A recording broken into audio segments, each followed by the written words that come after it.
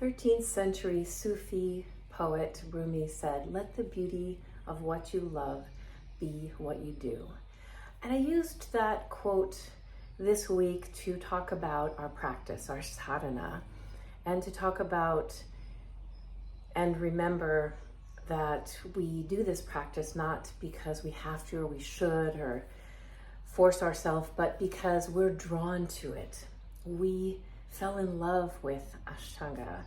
And my question for the students this week and for myself is, how do we stay in love?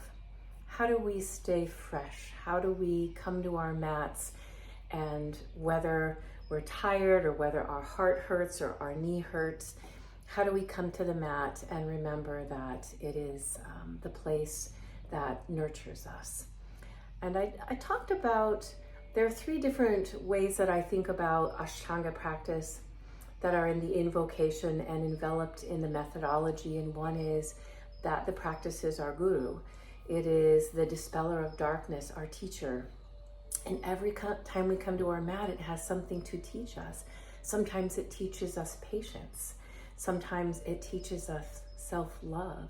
Sometimes it teaches us to widen our perspective.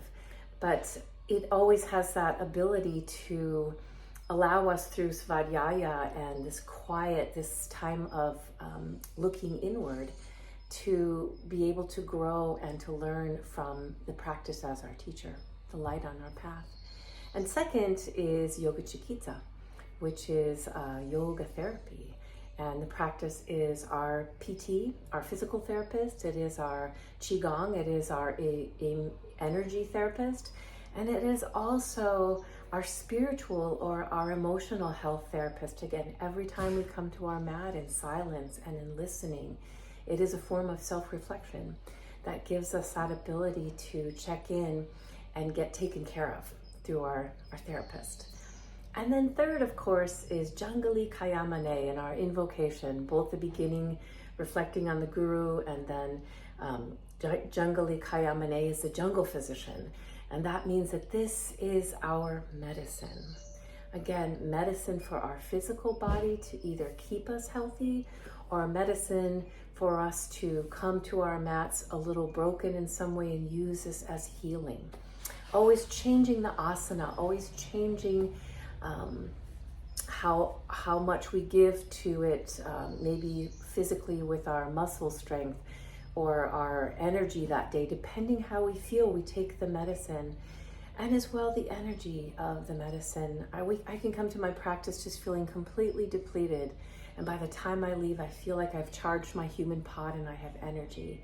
Or sometimes I come to the practice and I'm too anxious about something, too stressed about something, and by the end, energetically, I feel at peace.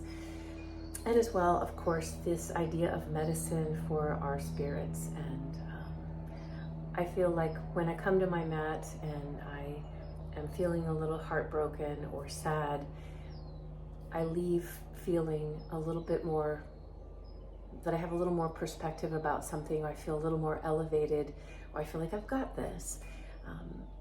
These are the reasons that yoga is more than just a workout, even though you might feel some days like it was a workout.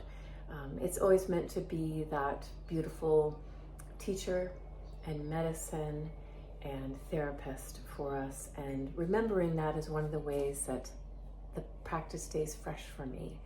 And as well, these Dharma talks, these little videos that I give you as a way to engage yourself and immerse yourself in the fullness of what this practice has to offer you.